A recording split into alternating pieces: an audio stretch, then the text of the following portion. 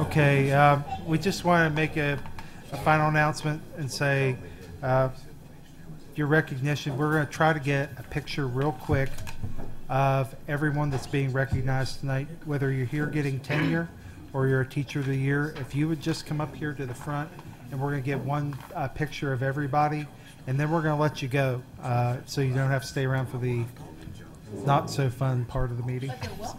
But you're welcome to stay as long as you want and do the business meeting if you want to. So come on up. If you would come on up, teachers. You know we stood. We'll get a picture of all of you. No, he's famous.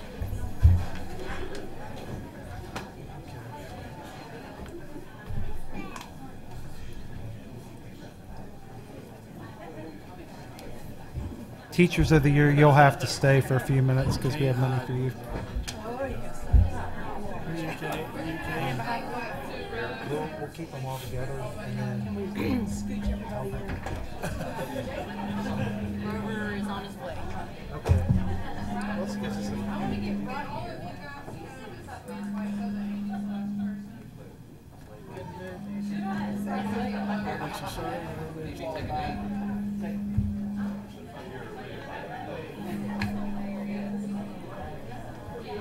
Like you guys standing there, we can just eat. Nobody cares. It's been so long since I had a piece of cake. It's in my stomach like a rock. I haven't. Usually get behind somebody first. Oh my. Really? Is this whole? Usually they have about that much frosting. Not bad. There we go.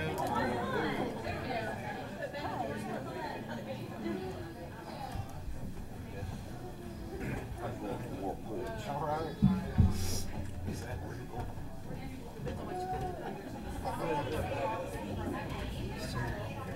So now picture.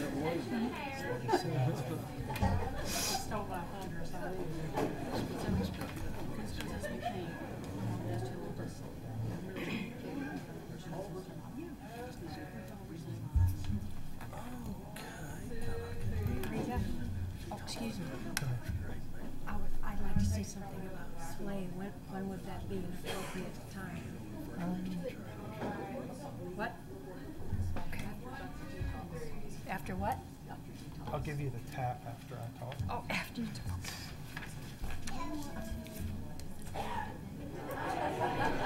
She seems happy.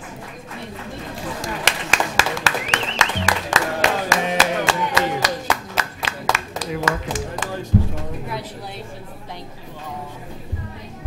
Be careful and have a great night. Congratulations. You too. Hello. You don't have to stay around for all this good stuff. Hey there. Who? Oh, okay. Well, it's nice meeting you. Congratulations. Take care. How you doing? Oh, you messed my punch up. Got a sweet girl. I've known her for a long time. I guess you know. She's a great one.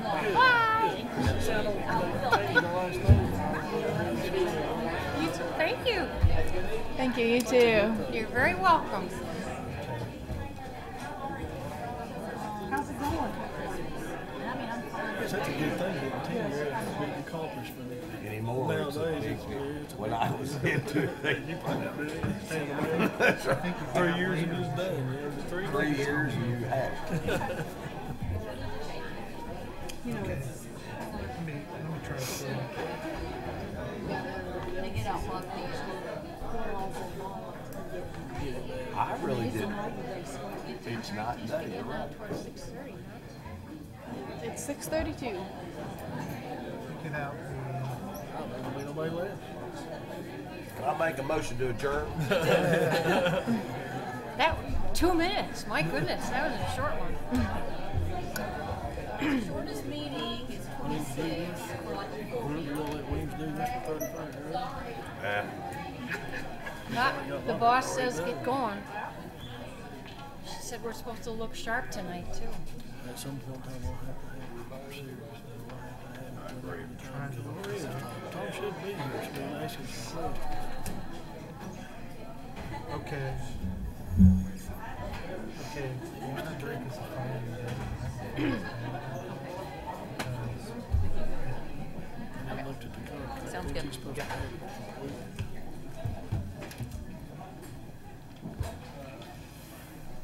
All right, shall we call this? You're in? next. Just hold. We'll bring you up in a second. You ready to call it to? Yeah. Okay. I'd like to call to order I'd like to welcome everybody to the November Elizabethton City Schools Board of Education meeting. Wouldn't it be nice if every meeting started with cake?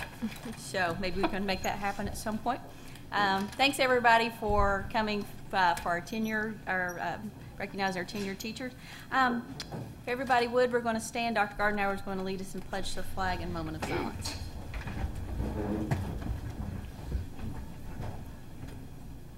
Okay, let's have our moment of silence.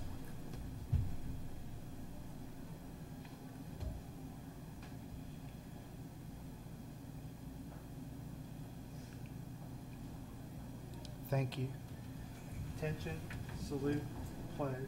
I pledge allegiance to the flag of the United States of America and to the republic for which it stands, one nation, under God, indivisible, with liberty and justice for all.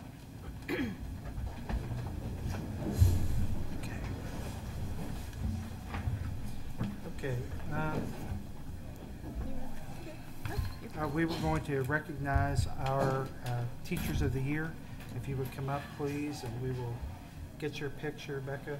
And here we have speaking of the microphone, we have a little award for them for doing such a great job. We appreciate all their hard work. And Miss Anderson left, which I feel bad about, but Mr. Diaz and Miss Stevens are here, and we have a little $500 gift for them for doing such a great job.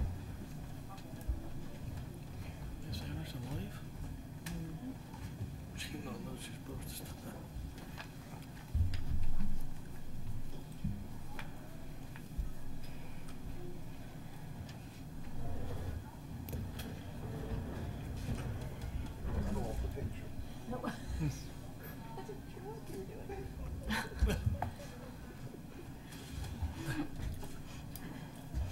It's not sketchy at all.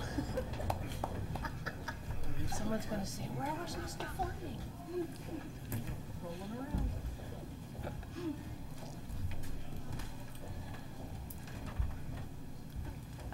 It's time for citizens speak in accordance with Board Policy 1.404, but no one asked to be placed on the agenda, so we shall move on. It's time to approve consent and regular agenda. Can I get a motion to approve?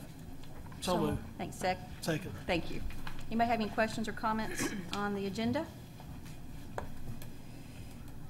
Hearing none, item on the floor is to approve consent and regular agenda. All those in favor, please say aye. Aye. All opposed? Motion carries. Dr. Gardenauer? Okay. We have two short presentations this evening. One is from AFLAC, the gentleman representing that, and then we have a presentation from Northwestern Mutual on wealth management. So if AFLAC, if you would come forward, please.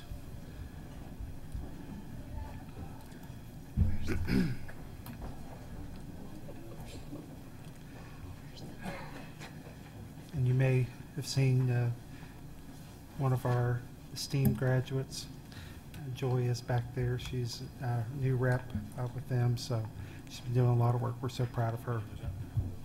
Thank you. Thank you. Dr. May is on his way, so we're not waiting him much. Thank you. Thank you. Thank you much.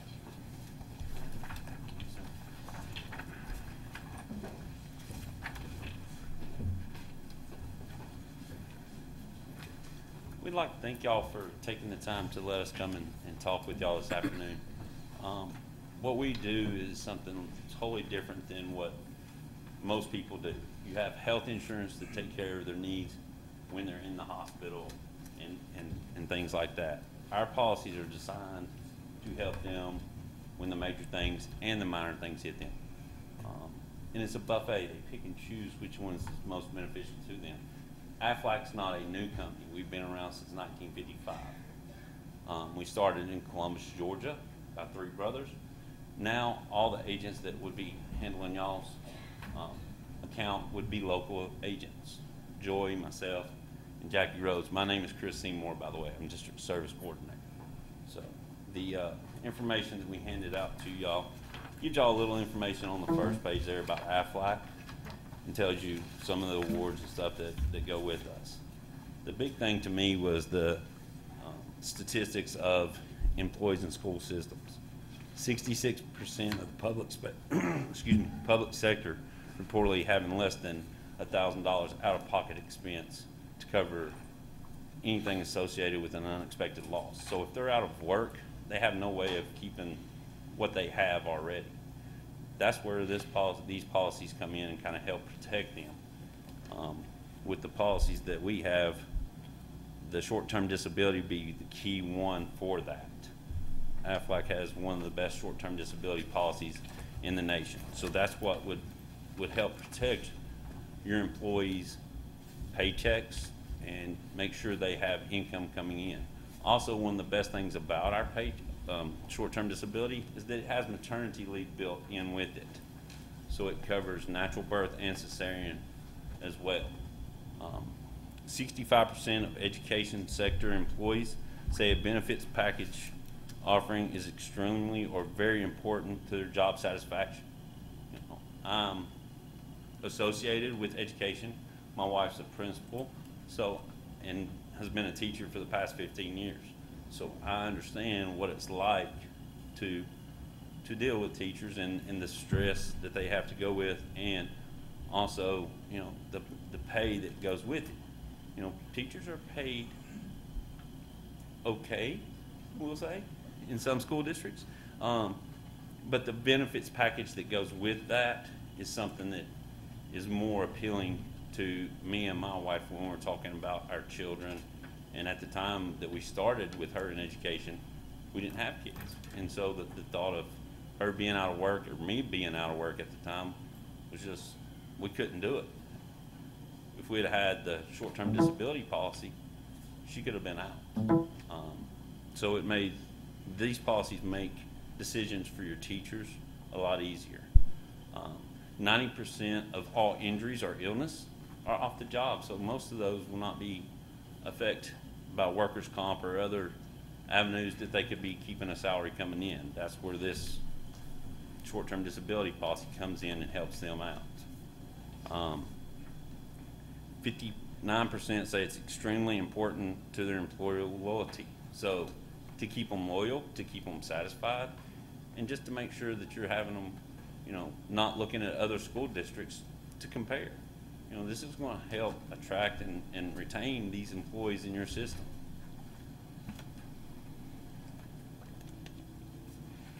%68 of the people that were surveyed also said that they would be willing to purchase supplemental or voluntary benefits on top of what they're already being offered. So that's where our products come in. We are the supplemental voluntary benefits that would be able to add on top of the health care plan just to give it an extra oomph. Can I interrupt just 1 second and say, currently what we have is we have US Able. We've been with them for a long time. But one of the things we wanted to look at is, are we receiving the best policies that we can possibly give to our employees? They obviously are paying for this as a supplement. Is this something we would look at adding on to what we're already offering and allow employees to have benefits and opportunities for that? So when you're kind of thinking, the lens we need to be looking through is, are we doing what's best for them, and do we have what they need? And one of the things I've asked them to talk a little bit about tonight is a possible hospitalization policy.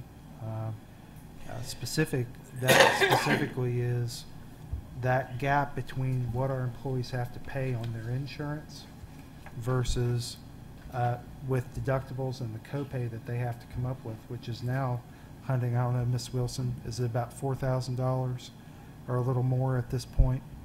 And we wanted to make sure that we would look at something like that. You know, our employees are living paycheck to paycheck, and especially some of our classified employees where the salary is pretty low for what they have to do. And we want to make sure that in our benefits package, especially when we're considering raises and things like that, that we look at some of the products to make sure that we have the best out there that's for what they can use their money for. Go ahead. The hospital policy that Dr. Gardner was talking about, in Tennessee made it illegal to have a gap plan last year.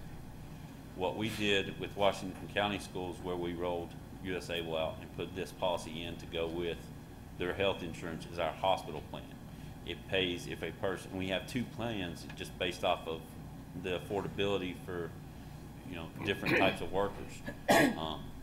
What it does is it pays a lump sum if you're admitted to the hospital for 23 hours or more, which goes towards your deductible. Like the main plan that we sell, every time that you're admitted into the hospital for 23 hours or more, whether it's an illness or an injury, it's going to pay you $1,000. Every day that you're in there, if you take there's 4 different options on each one of these policies. If you take the biggest option, then it'll pay you $100 a day while you're there as well. So it kind of eats into your deductible and your copays. There's physician's visits in there. There's a wellness benefit. There's ambulance benefits. These kind of things that take care of the copays and the deductibles that you're having to pay out of pocket. Because more than likely, a lot of your staff in America today, people just do not have that laying around to eat into those doctor's bills and hospital bills. A lot of people have to go into their 401k, and other measures are get loans from family members, and that's where these policies kind of come in and help. The best thing about our policies is you're not going to max it out. You can't max our policies out. Whether it be the hospital, the short-term disability, the accident, the cancer. We were the first in the nation to come up with a cancer policy back in 1958. These policies will never be maxed out. I don't care how long you fight cancer or how many accidents you have. My daughter tried to max my accident policy out when she hit middle school, and it's just, you can't do it. That's where these benefits are very beneficial to your employees and their families. Any questions on that hospital part so far?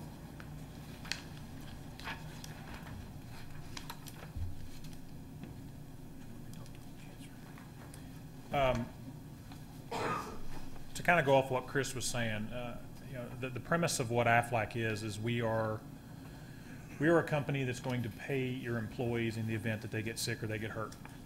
It doesn't change anything they currently have. It doesn't change where they go. There's no networks. It doesn't change essentially anything except it eliminates the financial burden when someone gets sick or gets hurt. So, when we were talking about disability, essentially that's income replacement. When we're talking about the hospitalization plan, that is what we call a deductible killer, as well as it helps pay their copays when they go.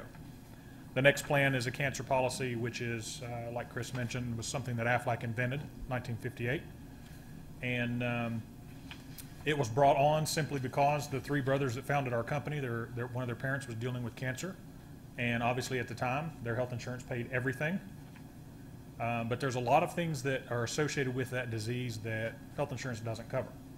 Blue Cross and Blue Shield or whoever doesn't give you money to put gas in your car to go back and forth to the doctor, but AFLAC does. They don't give you money to stay in a motel or hotel, but AFLAC does. Maybe you are seeking treatment in another state. Maybe you want to go to Duke or Vanderbilt or UVA. Insurance will pay to have you treated there, but they won't pay to get you there, but AFLAC does. And on top of that, I think we all know someone who has dealt with cancer in some form or fashion. It's not something that just goes away. It's something you have to battle. It's something that takes a lot of time. A lot of times when you're dealing with that, you're not at work.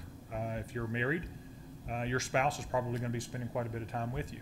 If it's one of your children, chances are as the parent, you're going to want to travel and be with your children while they're being treated. AFLAC pays for those types of things. They pay for the travel, plus they give you money so that you can pay your deductibles and your co-pays. You can replace the income that you lost.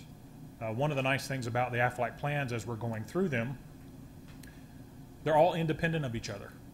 So if you have an individual that, say, were to take a disability plan, which pays for sicknesses or injuries that keep you from being out of work, and you have a cancer plan and you're diagnosed with cancer, then both of the policies pay. They don't coordinate. They don't coordinate with each other, and they don't coordinate with anything that you currently have. Are there any questions on what a cancer policy is or how it works? Essentially, the employees are able to pick and choose what level matters to them. That's kind of what we do. We are not salespeople. We're benefits consultants. We actually sit down with employees and find out, what do you have? What are you concerned with? What are your gaps? And we fill those gaps based upon the needs of what they have. Any questions on the cancer plan?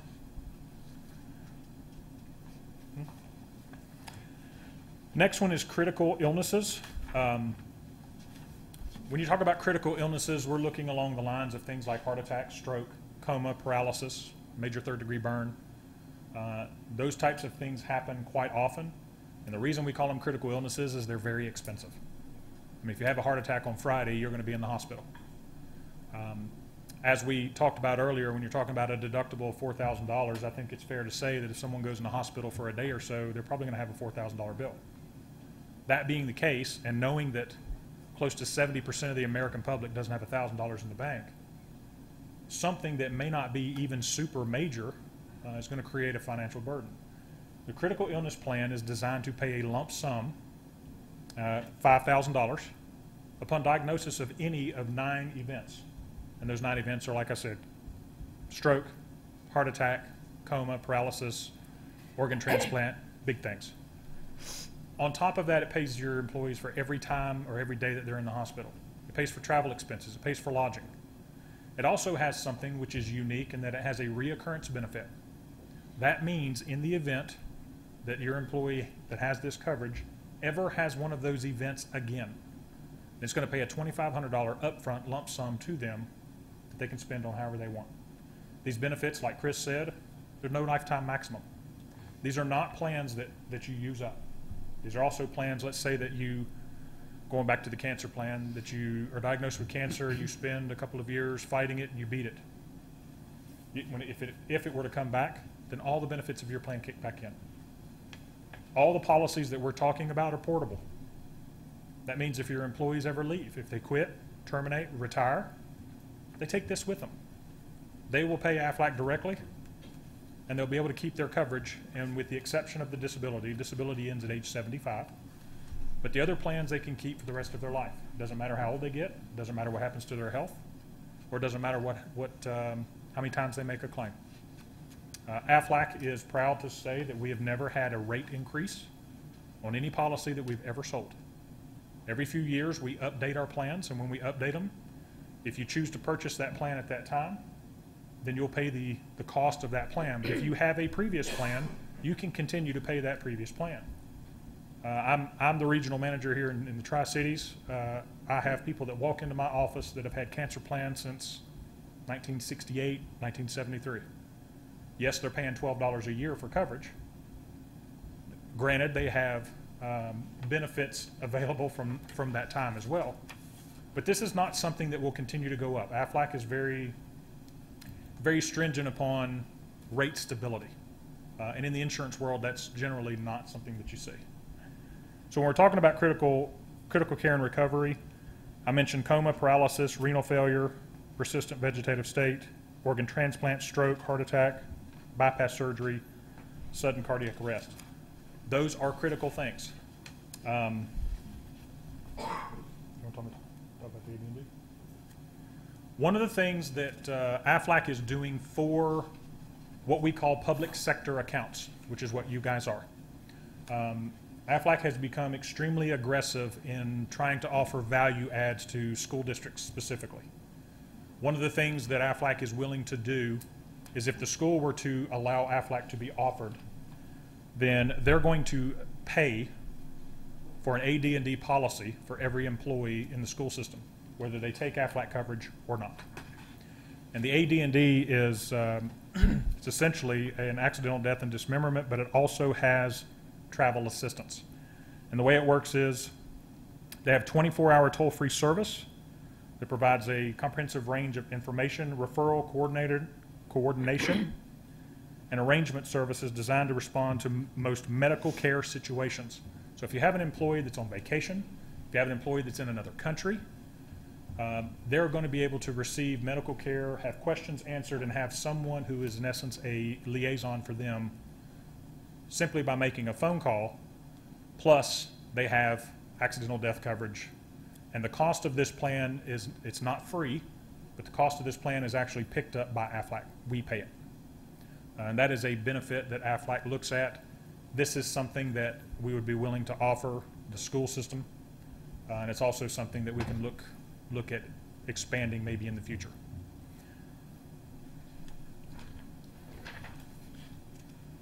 Keep going? All right. You guys have about 1 minute. Okay.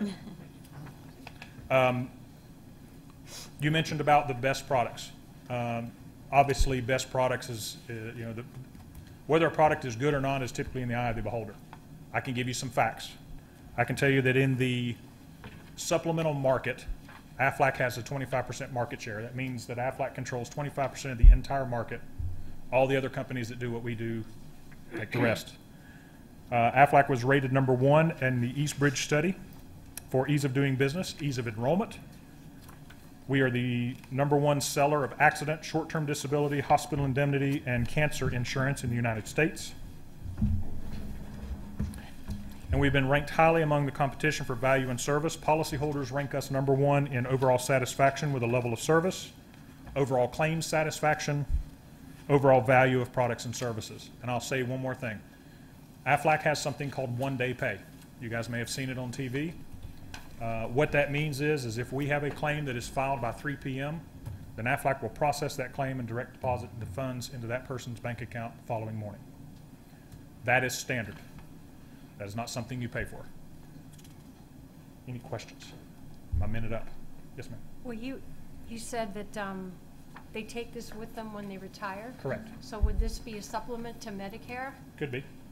So this would be like These, Humana and all these companies that say they supplement, they make up for Medicare. kind of. That's a Medicare supplement, and it's got different laws and regulations. But think of it this way. AFLAC supplemental plans are guaranteed to pay in addition to any other insurance you have, regardless of what that is. Whether you are a veteran and go to the VA, whether you're on Medicare, whether you have major medical. So any of these plans are going to pay above and beyond whatever else you have.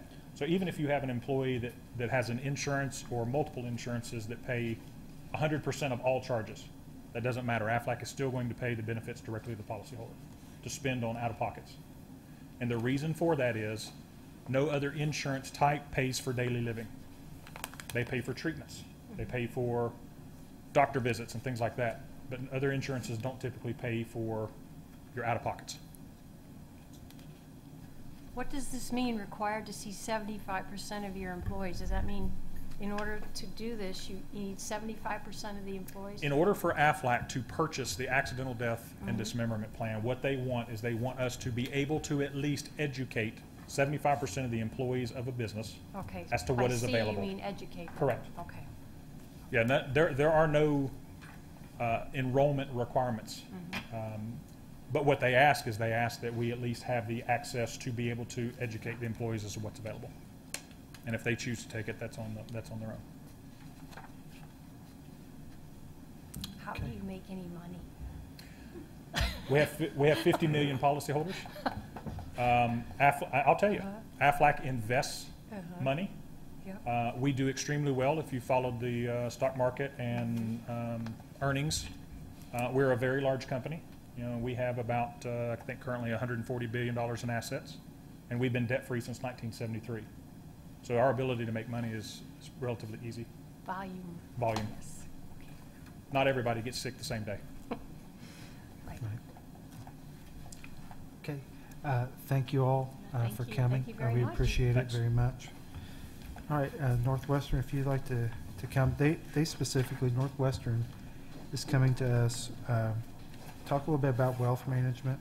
It's something that we want to do, work with our employees, but they specifically want to work through relationships with our employees to help them just kind of one-on-one, sit down with employees and work on. Thank you. Thank you very much. Thank you very much. Thank you.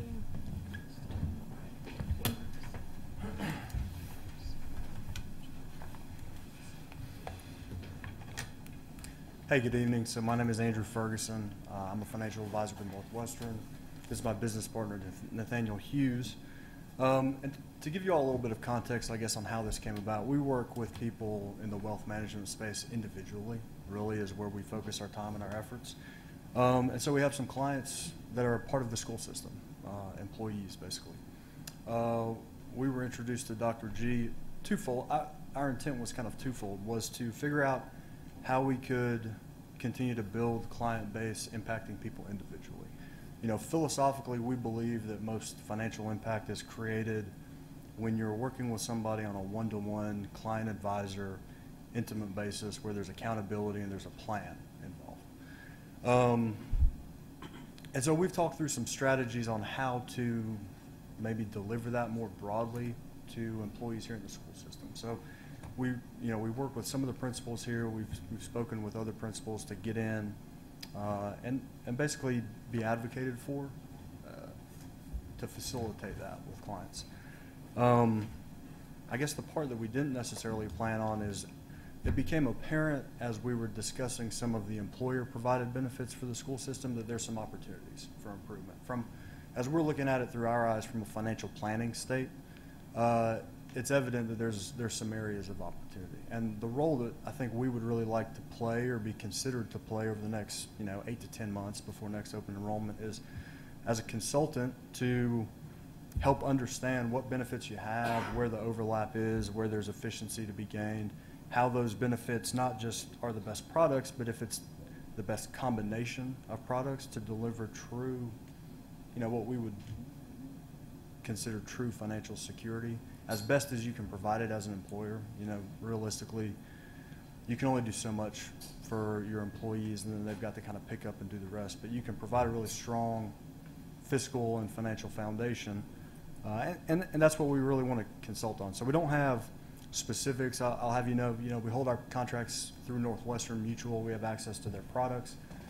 They've got products in the group or the employer provided space, but a lot of folks don't know that we're also independent brokers too. So we can contract through all of the companies that you contract through in the employer provided benefit space. I don't know if we'll, if we're looking to add or replace or adjust. We can get to that part of the conversation we get to it. I would be more concerned with having a conversation together over the next several months about what's in the best interest of the employees and the school system as you're providing benefits to them.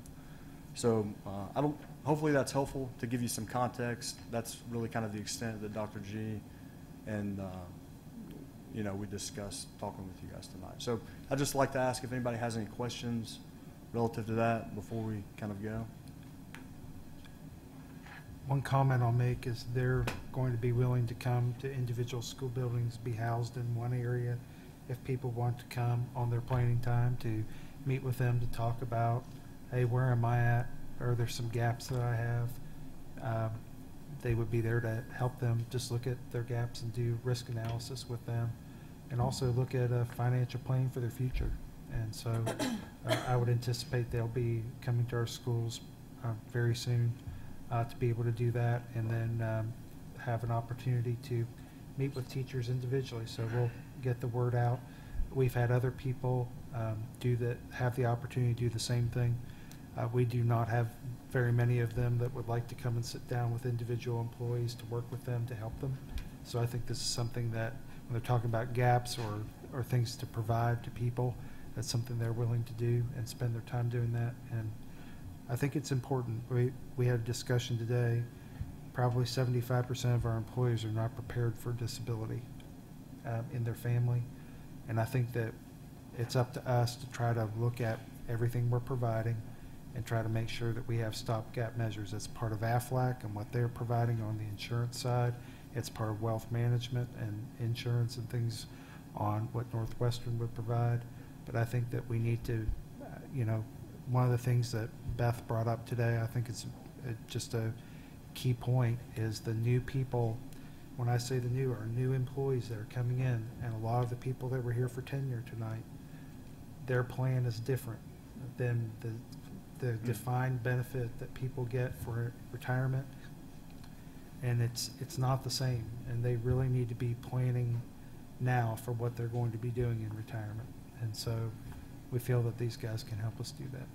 Yeah, and one additional thing on that note, we're not interested in coming into the system and having a box to check, having a payroll deduction or something like that. We went down that road. We've probably got enough clients at that point to apply for something like that, but just frankly speaking, I don't think that's how impact is really created when you're doing financial planning. It has to do with more broad-based coverage and more broad planning concepts that happen individually with a client advisor and a relationship and accountability. So that's what we're looking to provide. We realize that not everybody is going to engage or take the time to engage in that kind of relationship, which is why I think there's an opportunity on the employer side to make sure you're shoring those gaps up as an employer. So kind of looking at it twofold, and that's going to evaluate or materialize over the next few months. So Thank you all. thank you guys. Appreciate Thank it. you.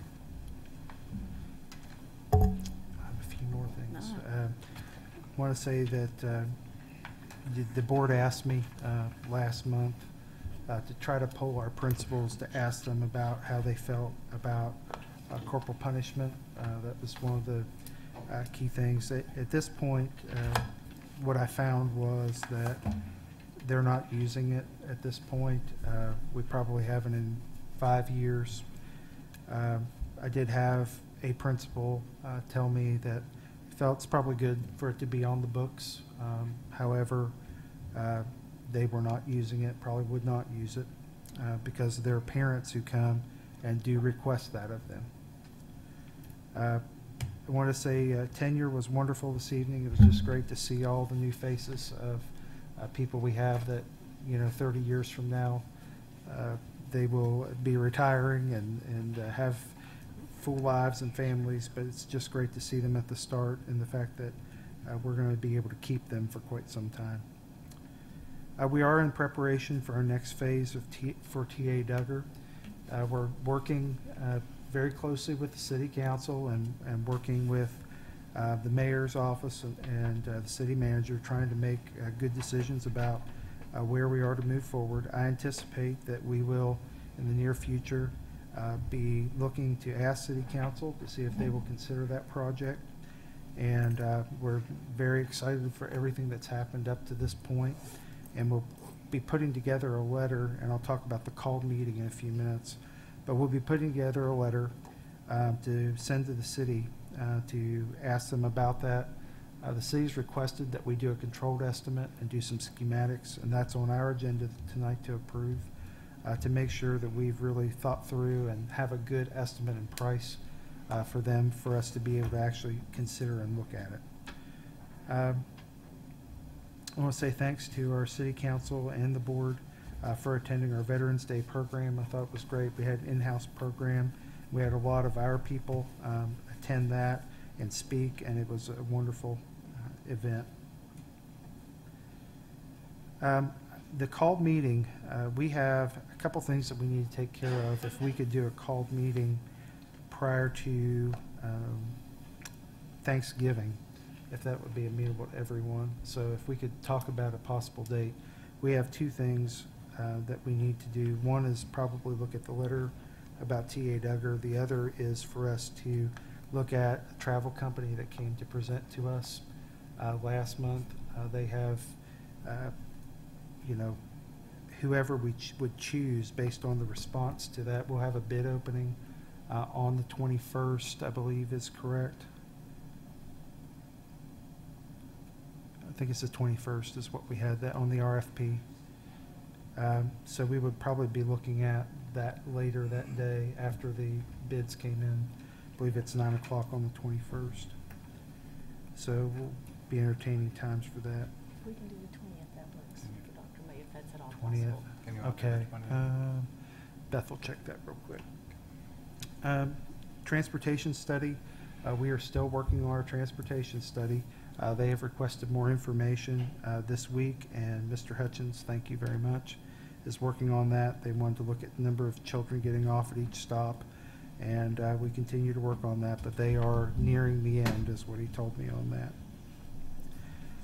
One thing that's very exciting, I'll say congratulations to Becca Price and Dr. Newman They wrote a grant for our book bus, and we now have a possible bus. Mr. Hutchins, if we will surplus that bus, we have a possible bus to use, and we have a way to outfit the bus on the inside.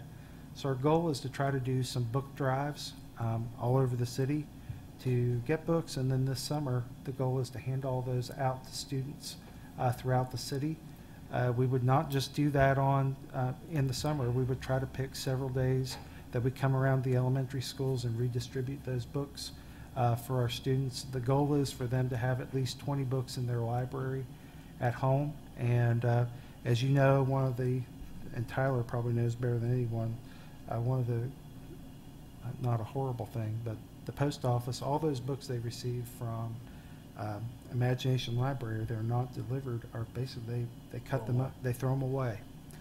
And we can't get them. That's part of the issue, but we felt we have plenty of books. We have plenty of parents that have plenty of books, and that's one place where we can get them and then try to redistribute them. The goal of the book bus is not just to give out books, it's also to have good touches with kids where we go in and we read to them and we talk to them and work with them on that. So we've been on the fundraising trail trying to get money to match our grant that we have, which was about $4,000 from the Books from Birth Foundation. So we're on that. So great job, ladies. Wanted to make an announcement, although everyone in Elizabethton heard at the football game, our chorus is singing at the Kennedy Center, and on the Memorial Day, the National Memorial Day celebration in Washington, D.C., and we're going to be working with them on that. We're excited for Miss Googe and everything that she's done for our students to get them to that point. I want to thank Felicia Baird. She's no longer here. She probably left. She's waiting to clean up. But Felicia Baird and Karen Vance and all the ladies up here helped. But they were the main people that brought our tenure reception and made that. They did a wonderful job on that tonight. And Hannah, if you would like to talk to us a little bit about an item you have this evening. So I wanted to just introduce this program, and it's called BUDS, and it stands for Building Understanding with Disabled Students. And people in our service learning class had this idea after we worked with the special education department to do a trick-or-treat for them on Halloween. And so this would be a program that rising juniors and seniors apply for, and it's sort of like a teacher's aide position, but in the special education department, and 8 students would be accepted to this, 1 per period per semester, excluding 4th period, which is a short period in our school. And then they would just help in that classroom and kind of like maybe tutor the students if they needed it or anything, and just kind of learn a little bit about that. So, and this is something that the Kingsport school system does, and it's successful there. And so I just thought that this was a very cool idea. It's very interesting. I was reading today at Milligan. It was a girl who was applying, and in her essay she talked about participating in that program. Yeah. I'd never heard of it before. I mean, literally just hours ago I read that, and I thought that was the coolest thing ever. So, and I know that the trick-or-treating at the high school was a huge success. Yeah, we all had a great time. I That's thought it was great. very nice. Thank you. Susan, did you want to talk about the? Well, speaking of Hannah, Daisy, I just wanted to comment about the play that Meg Foster and her crew did over the weekend, The Great Gatsby. Hannah was outstanding, and all the other players were as well. And I think we really, really should be pleased the way the theater program is going. The Great Gatsby, if you know the story, it's a tough story to do, and they did an excellent job, all of them. So, way to go, you guys. Thank you. We'll have to start calling you Daisy now. Thanks, Miss Foster, for all you do. And thanks for the tickets, and everybody, please try to come Friday or Saturday, or come to the second one and buy a ticket. So yeah, bring your friends, bring your relatives. Several of us attended the TSBA conference in Nashville, and that was really great. And I heard a couple of really, really, really good speakers, and I cried. I did an ugly cry, and with everybody else, which was good. And then Dr. G and I went to see the band competition, and that was fun. I've never been to one of those, and I felt like I was missing some things. I didn't have a cowbell. I didn't have anything. I just whistle really loud. But the band was great, and that was a lot of fun. You don't do that in band contests. Whistle? No, that could be why I was escorted out. So that's been it. All right, anybody else got anything? Anybody else got anything before we move on? All right, shall we tackle this agenda? All right. First item is to approve the following individuals for tenure status: Heather Brodio, Leanne Click, Denise Davis, Charles Duggar, Megan Foster, Morgan Fox, Marissa Henry, Julia Stout-Holman, Amy Hyder, Brian Jenkins, Barry Johnson, Samantha Lee, Paul Lindberg, Lisa Malone, Lindsay Mussard, Laura Owens, Lisa Parrish, April Pearson, April Richmond, Patrick Roberts, Amy Tapp, Timothy Wassam, Janie White, and Ryan White. Can I get a motion to approve? So moved. Have a second? Second. Any questions or comments other than yay? Congratulations. That's great. Just really proud of all of them. They worked so hard every single day. They And some certainly of them earned this. waited Yeah, they've had to wait a many long time years. for this. to be able to do that. All right, item on the floor is to approve the individuals for tenure status. All those in favor, please say aye. Aye. Aye. All opposed? Motion carries, and congratulations to those well-deserving people.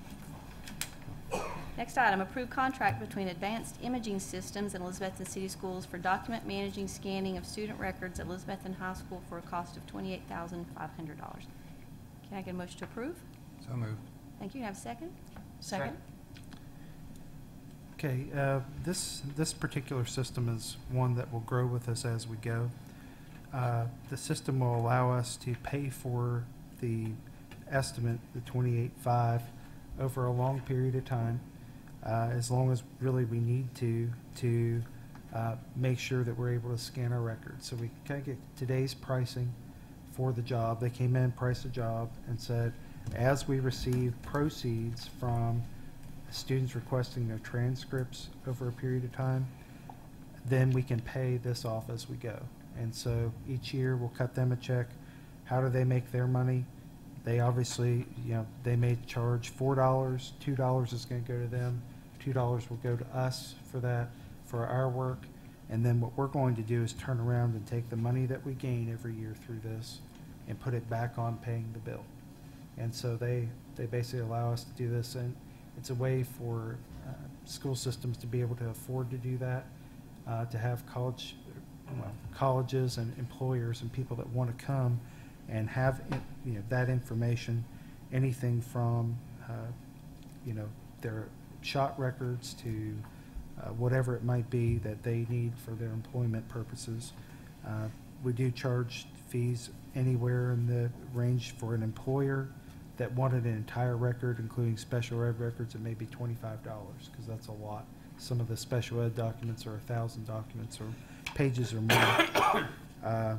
So I think it's a great deal. We have about 5 other school systems in our area right now that are doing it and have been very pleased with it. So it's not really getting us out of any work, but the goal is that we will have all these images scanned and saved for us over a period of time, and that's fireproof. It's off-site, and it's stored off-site, and it's fireproof that if the school burned, we would still have all their records. So is this a new program, or are we replacing something else? This is a new program for Okay. us. Now, we have scanned in the past, we have scanned all of our special ed documents that we have through another company. We did that when we had the money that came from Race to the Top, is one of the things we spent that on. And our famous story was we had a room full of records back here. A week after they removed all of them to scan, the pipe burst back here and would have ruined all of them. So it's an interesting thing having that much paperwork. It's more secure for our people too.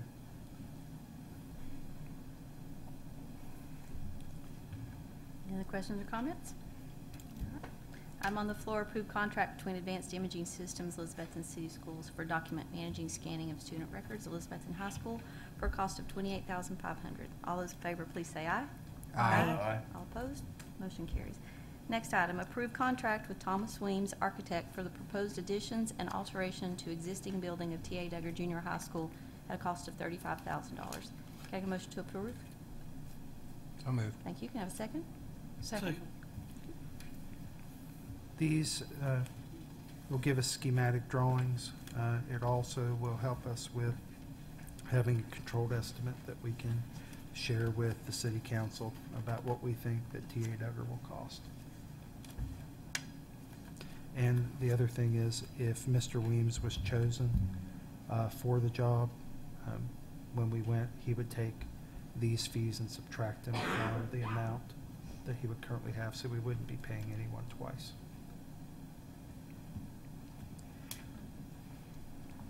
Questions or comments? I guess I have questions, but they're really not about Mr. Weems. What's our commitment right now from the city? At this point, here's what we know at this point. We know that we did a preliminary bond study to see what we had, the room that we had in the bonds to be able to possibly look at doing TA Duggar. We know that based on an $825,000 payment, we probably would have, and we're 2 weeks ago, but we probably would have somewhere around $3.9 million in the bond. We know that the half-cent sales tax is generating somewhere around $875,000 a year right now. Is that correct? And that's not a projection. That's kind of today's numbers. So we know a couple things. We know that we can make the bond payment if we were able to do it with some money to spare. We feel pretty comfortable that we would be okay there. So we know that the available money could be there based on the sale and the pre-refund of the bonds. And we know that there's an opportunity that we could have close to the amount of money that we would need to do it. Now, our best guesstimate, it's going to be hard on today's numbers to really look at until we work and massage the numbers some. I think our projected cost we thought would be somewhere around $4 million. The economy has picked back up, and we just really need to let them do their work and see where we think it would come in to see if we have. So that's our purpose in getting this together. Right.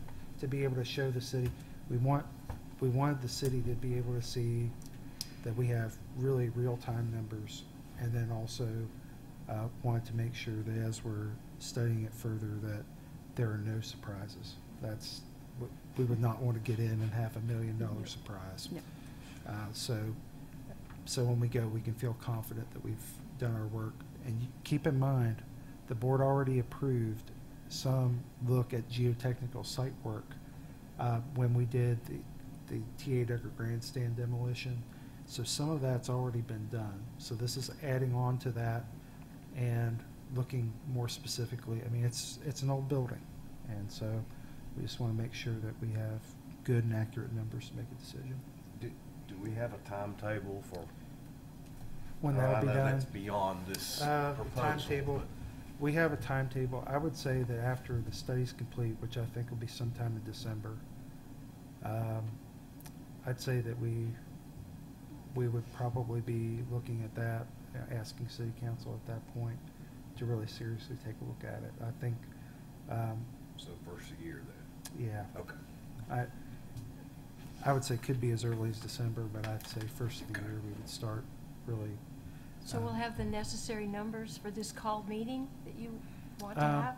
All we're going to do is, if we have a letter to go to the city, all we would be asking them to do is to look at, Okay. to consider looking at that. And I think that normally, any time that we've ever done a project, we've come together, we've worked on the numbers, and then the board has, as an action, said to the city council, please consider this.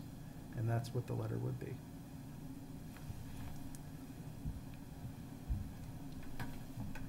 Any other questions or comments? All right, item on the floor, approve contract with Thomas Weems Architect for the proposed additions and alteration to existing building at TA Duggar Junior High School at a cost of $35,000. All those in favor, please say aye. Aye. All opposed? Motion carries. Next item, approve second reading of Board Policy 6.300, Code of Behavior and Discipline as revised. Can I get a motion to approve? So moved. Thank you. Can I have a second? Second. Okay, if you remember the discussion from last meeting, it came on the floor that there were some issues, just wanting us to study a little bit more corporal punishment, how it was used within the school system. So we decided that we would wait the second reading and see, kind of give people some time to think about it and thoughts and feelings on that, and that we would continue the discussion this evening. Now, keep in mind that if you look at item number 9, if there's a vote this evening to keep it as is or to do away with it, that would involve 10 and 11, because 10 and 11 also have corporal punishment as a part of those policies. So if you vote number 9 up, which means you would vote for that, it would stay the same, and we would continue to have that as a part of our disciplinary opportunities or procedures. If you vote it down, or vote we amend or change that, then we would have to look at moving on to those next two to make changes to 10 and 11 as you would see fit and amend. Dr. Gardner, one item that I thought about after reading through this, we don't address vaping anywhere in here with tobacco. Don't we, I think that is included in the tobacco It policy. is in the tobacco. Yes. Okay, I Yes. didn't look at the tobacco. Well, I Yeah. just noticed here. Okay. Yeah, Okay. that, I think we Just did that maybe curious. a That's year or so separate, ago. isn't it? Tobacco policy is, yeah. It is Yeah. separate. It's separate. Okay. So Okay. Just making sure. My And that was memory a doesn't go recent back change. Yeah, that's been far. very Yeah, recent. We changed that about a year Okay. ago. Mhm. yeah. And here it says including vaping, vapor and e-cigarettes. Mhm.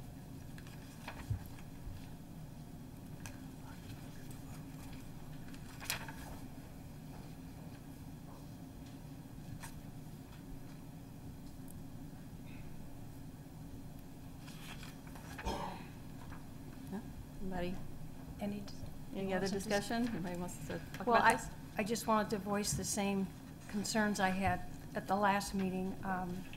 Corporal punishment is still in this policy, and my concern was, I don't think that corporal punishment has a place in the public schools, and I know that a lot of parents request it, but it's my opinion that if the parents want it, that they should be administering it themselves, and the public schools should not be taking that on. I think it's a rather archaic policy, and I realize that the principals don't do it, but I heard you say sometime tonight one of them wanted it still in the policy, but I would just be much more comfortable if it was completely eliminated from the Elizabethton City Schools policy. I don't know whether I should offer an amendment to eliminate it or what you'd like me to do.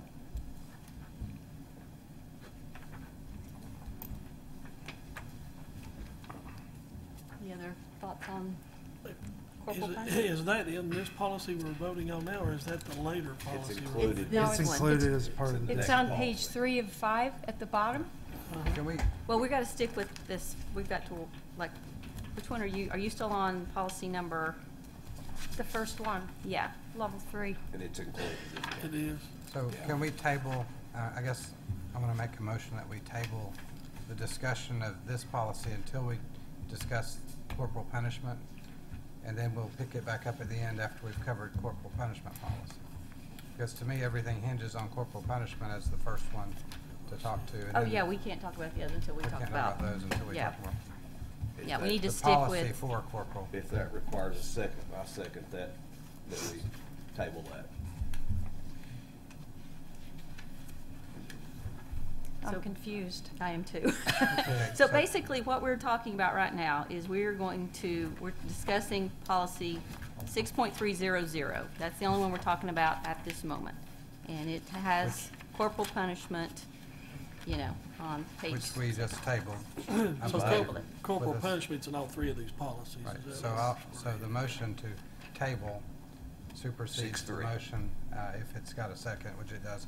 And so we need to jump then out of order and go to corporal punishment as a policy, and then come back to the other two, because all of the others are gonna be dependent on if we even have a policy on corporal punishment. So we're going to move on down if- to item if- number 11.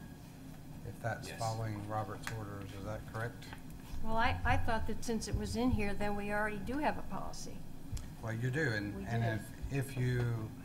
if we vote on 6.300 right now, As is? as is, it doesn't affect corporal punishment. The reason that those were put on there in that order is 6.300 is the one that we looked at last month, that we Right. brought back. So if we leave it as is, we don't need to visit 10 and 11 because nothing will have changed. Right. If we change policy 6.300 and take out corporal punishment, then we need to go to 10 and 11 and remove and make changes on those. If we leave item number 9 as is, we don't have to discuss 10 and 11. That's correct. Is that right? Correct. That was the thought process in the way that we had this. So we were bringing back what we did from last month in 6.300. So we're voting to table the 6.300? I believe Until so, there's which a now There's we're, a motion, and it's been Yeah. seconded. Yes. Yeah. We have to vote on whether we want to table it now. You have, okay, Yep. so if you want to table it and talk about corporal punishment first, we can do that. then we can do that if everybody votes that way. If they don't, we got to stay on the one we're on. Okay, so we are now going to, item on the floor is to move on to item number 11, policy 6.314. So we vote on whether we want to move Yes. that. All those in favor, please say aye. Aye. Is that the motion to table? think. That's the table, Motion to yes. Aye. Okay, so let's move to item number 11, which is number 17. Motion to approve. Oh, thank you. Thank you. Second. Second, thank you. Thank you, Grover. So on the discussion on this one, corporal punishment, item 2 on line 9 says that it is administered only after less stringent measures have failed, or if the conduct of the student is of such a nature that it's the only reasonable form of punishment, shall not be relied upon as a continuing measure. In reading this, my understanding is this is a very rarely used punishment, but the reason principals want it on there is they believe that there are times that some students need this as a deterrent because it's allowed, it is the cultural norm in our region for that being a more serious offense. And it creates deterrency through that, is my understanding. I also, looking down at this policy, I don't know if there's anything that would need to be changed if we have a policy regarding it at all, but it states that it should be of such a nature that doesn't create physical harm. My biggest concern on it is that if it is administered, that becomes a subjective discussion about, did it hurt them? Did it cause them harm? Well, what is physical harm? Physical harm is physical injury that can be shown. And Like from a medical bruises? definition, bruising, lacerations, cuts, anything that you would go to the emergency room and a trained medical professional would document as an injury.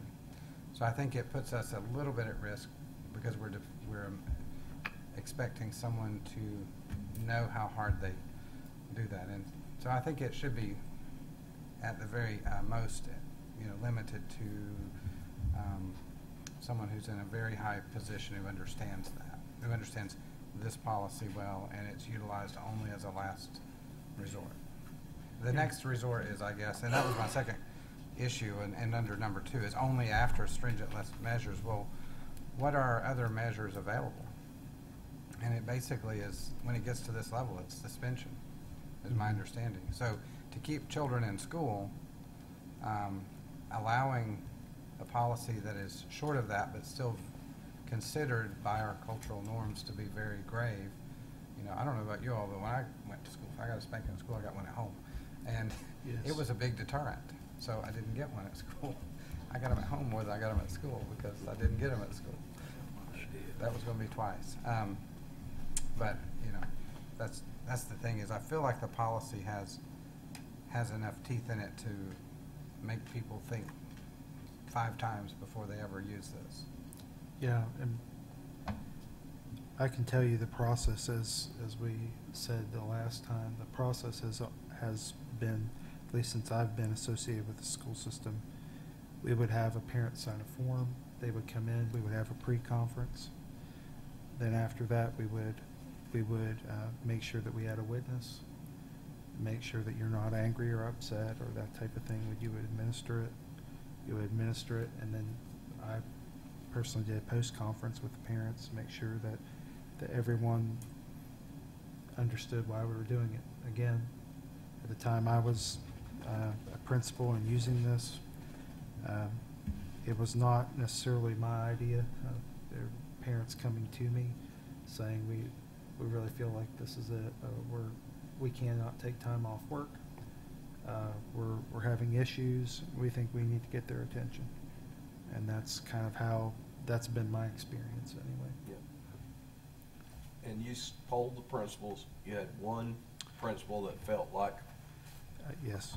this needs to be left in But admittedly said, as a last resort. yeah, so to and speak. admittedly said, this is not something I'm using, but I think it may be good to have it on the books in case we would have a situation where we need to use I it. seconded the motion to get it on the floor, not necessarily out of agreement.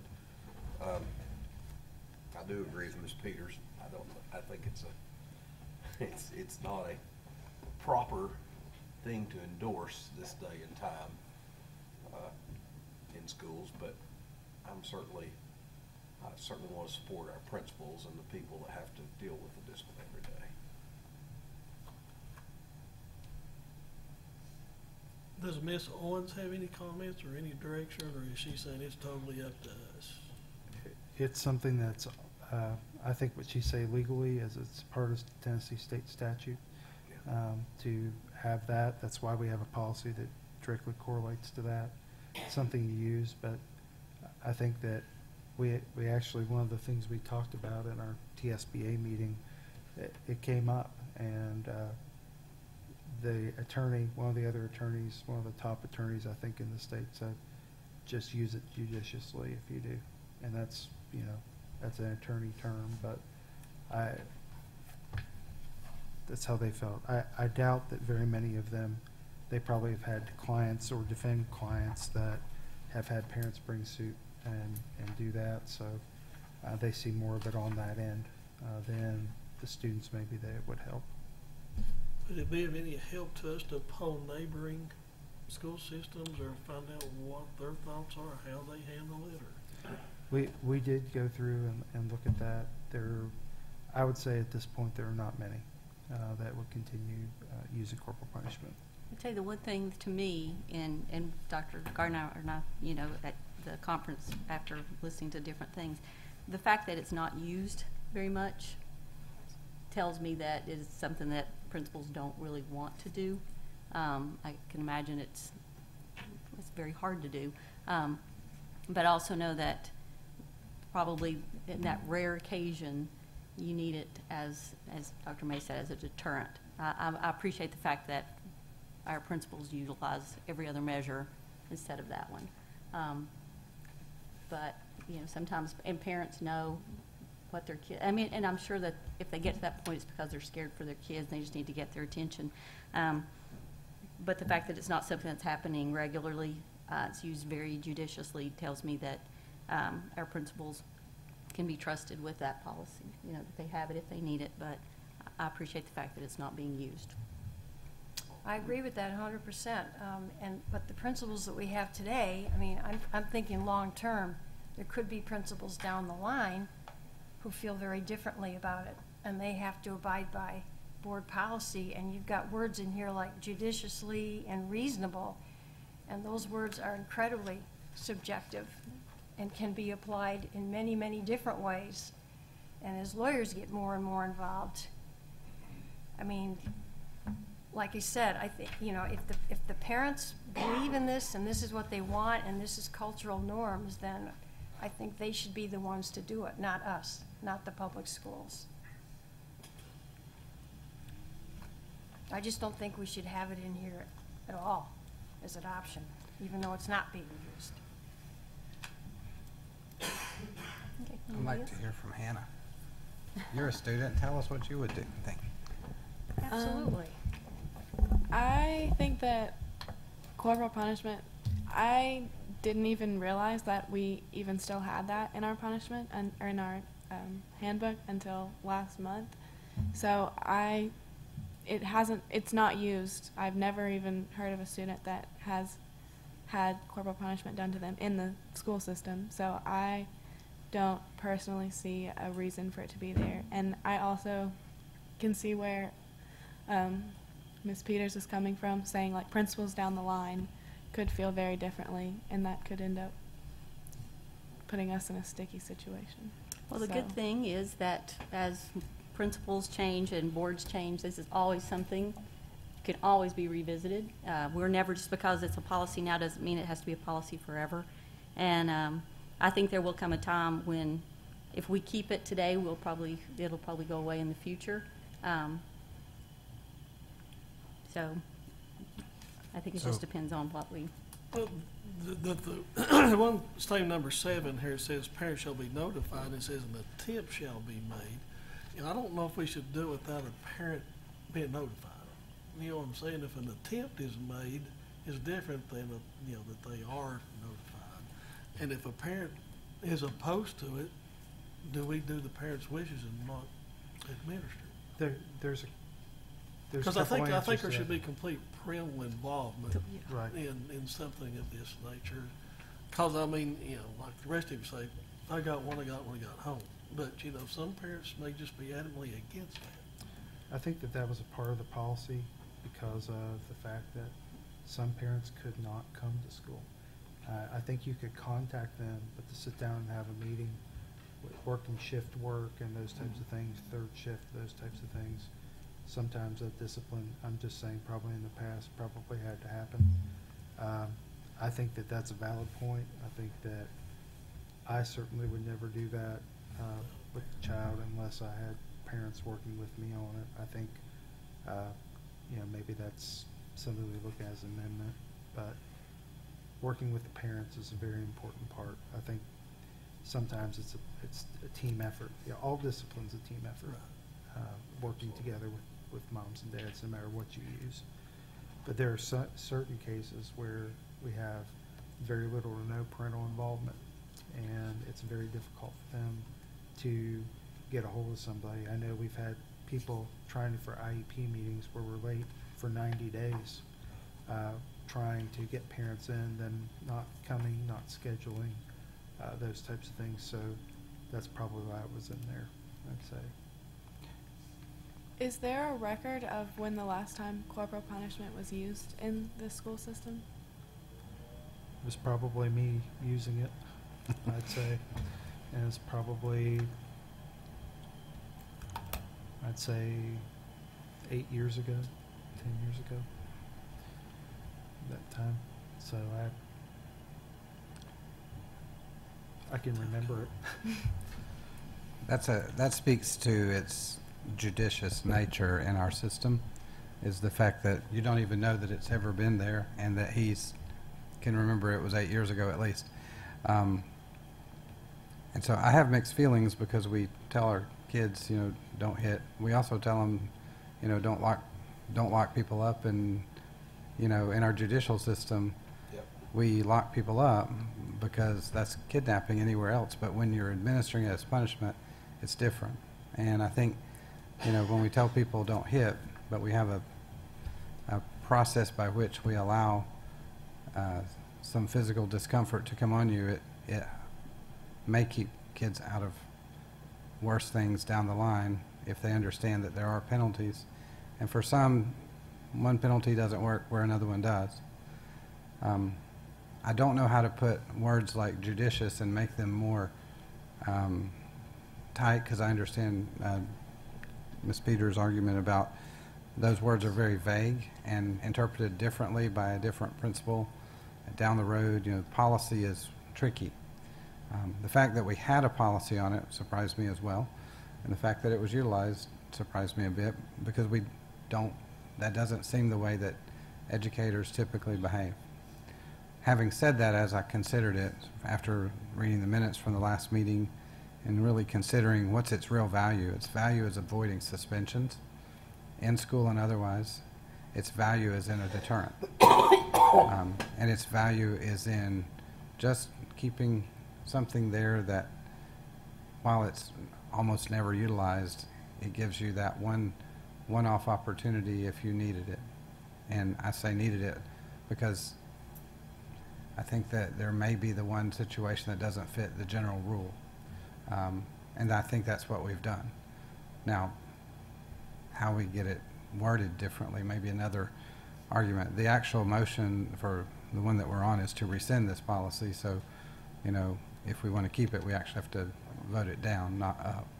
And that wasn't on here to change it, but the reason I wanted to jump to this one is because everything is dependent upon, is this policy going to be rescinded? If it's rescinded, the other two have to be changed. And so I guess maybe I see it backwards in the other two order, but it's because if we don't have a policy What I for was corporal, then we don't have a policy for, you know, the others have to be changed. I'm not opposed to keeping it. I might want to change some wording like Mr. Isaac stated in that you need parents' involvement. They need to be contacted, not just maybe or shall be or possibly, you know. But I kind of think that we've moved to an area where to protect the system, we would need their agreement to proceed in that way. And I think that's what we've done, to be honest. But the wording says it an attempt. So, you know, that would be a different meeting and a different agenda item. It needs to be on there in advance to discuss that. And so, you know, I don't know how the actual procedures are, but the policy is one thing, and then what procedures you have in place are separate from policy. They follow policy, but they may be more stringent. And from what I hear you saying is that the current procedures would prevent that. They would. That they would call you first. They would. And it would we be would done. have a The discussion thing that and a form filled out prior to to make sure that we had evidence that we set down. our And policy is looser than our procedure. It And is. policies are defined by the board and procedures by the director. Mhm. The procedure states that principal would contact the parent, that also contact you, I'm certain, and then you would make sure that it was. Yeah, we would go through process, just making sure that parents fill out that form, and we sit down and go over what happens. You know, I would have parents stand there and I'll say, this is where they're going to put their hands, and this is where they're going to put their feet. And we need to make sure it's safe, and talk about that and make sure they were there.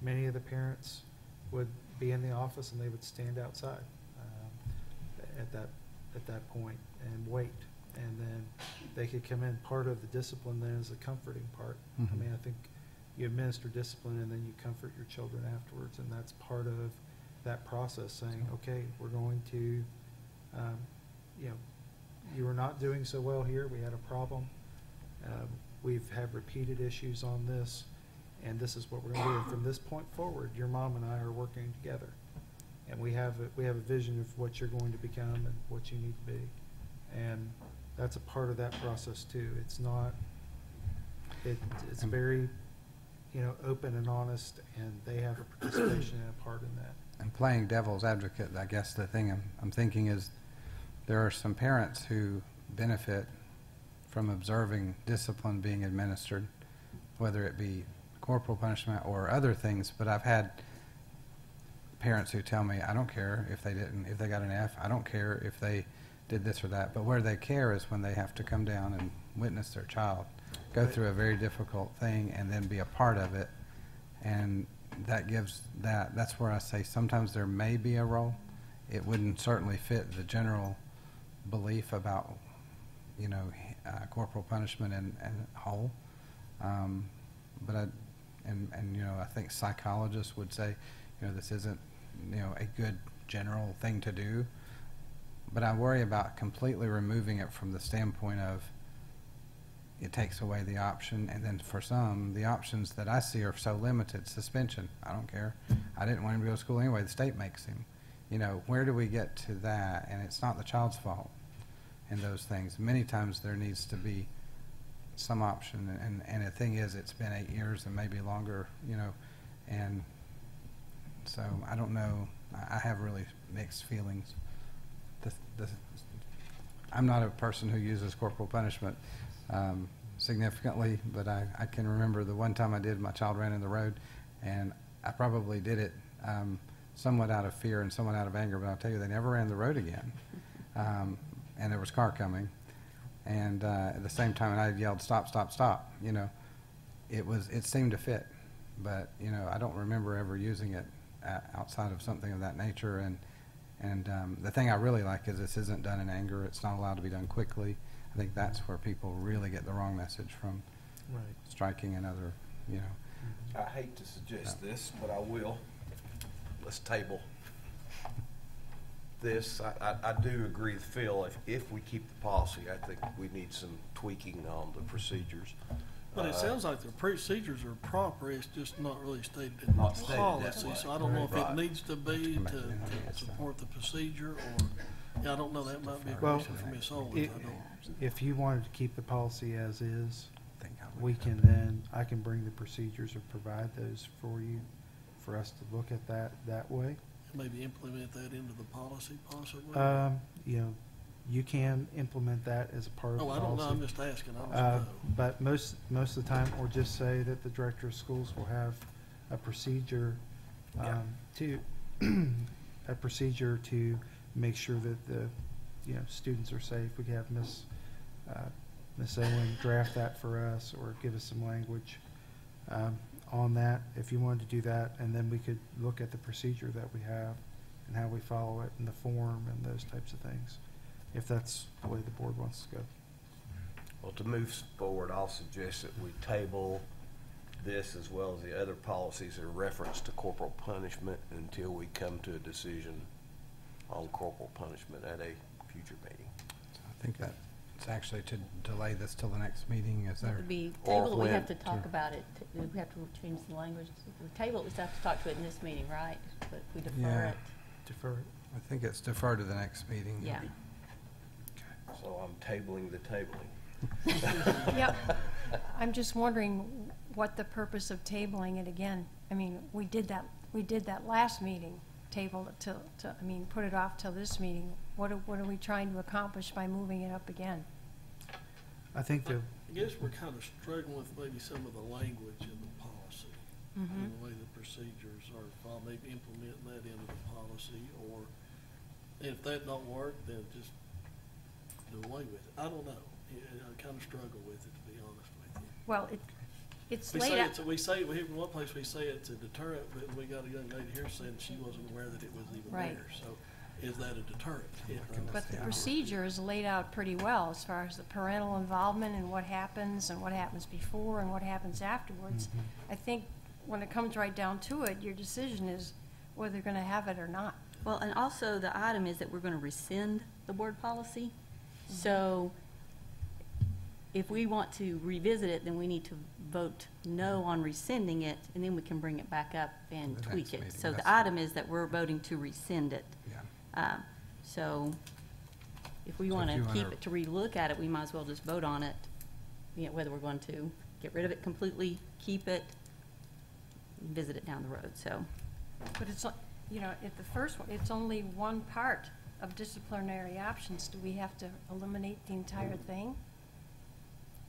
My amendment was just to eliminate the one part of it. The rest of it is, you know, there's lots of options, but corporal punishment is still in there. Right now, I think, we're dealing with, number 11, 6314. 6314.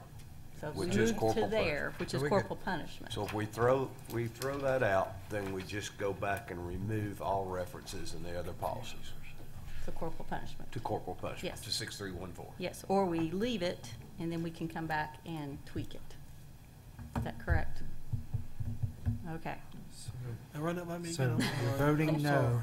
If you vote no, like on You're this voting one, not to rescind so if you vote that you want to rescind it, so if you, yes. So the vote is to rescind. Yeah, so if you vote yes, that means corporal punishment is gone, then Then we you have to got it. change everything else.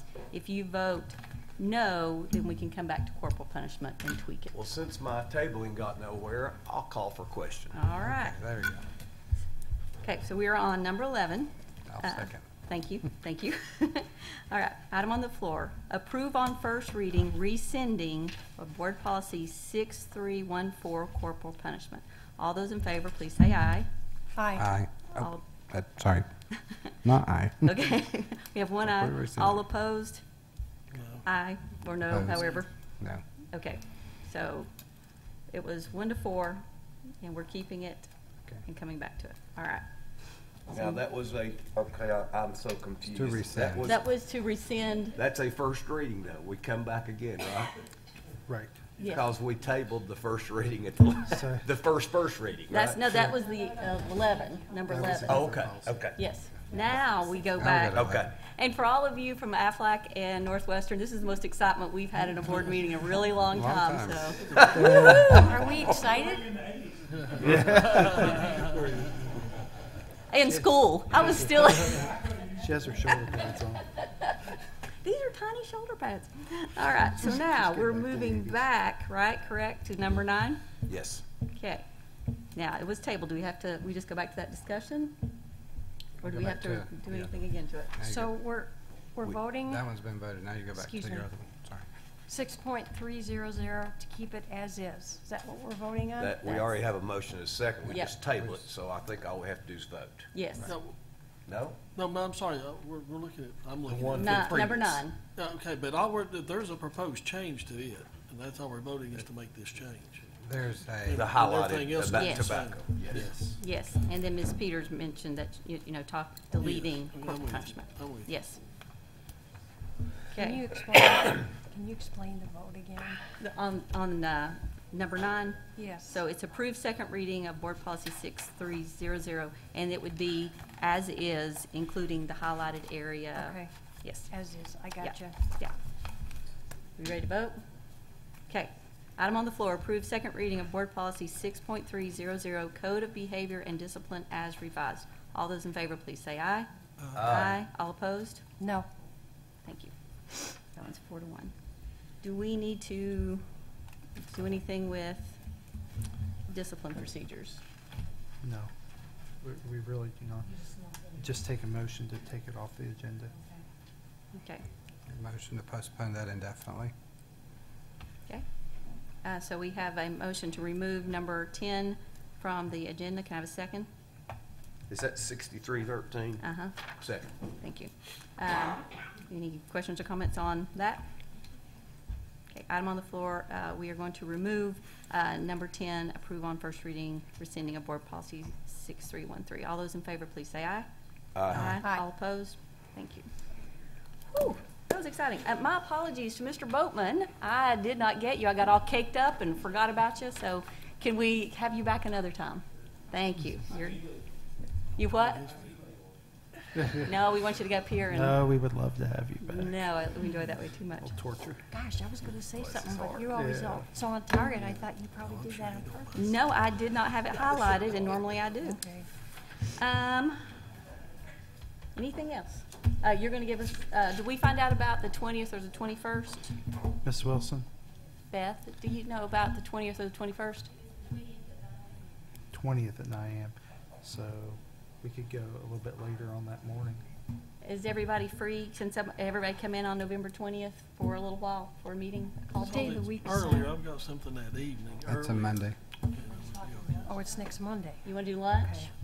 Could we do lunch on the 20th and do our called meeting at lunch? Yeah.